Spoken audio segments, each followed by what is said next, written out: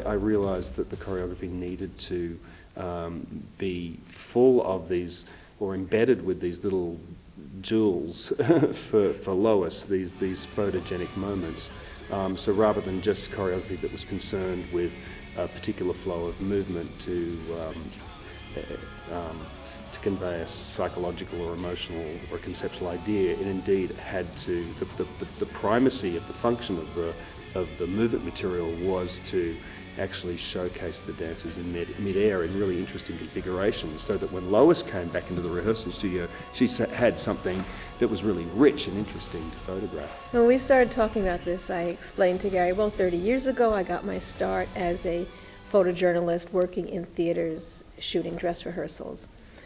And I was very comfortable with that for 10 years, but I got away from that, and I've worked in the studio since the early 80s in a photographic studio with photographic strobe lights where my camera's on a tripod, and I ask the dancers to be where I want them to be, when I want them to be there, and I put the light there.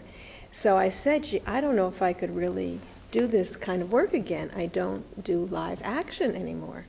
And I guess I kind of like got backed into it because I thought somehow that I wasn't going to have to do that, but I was pretty scared having to do that. And the fact that everything I shoot goes up on the screen was a little bit intimidating.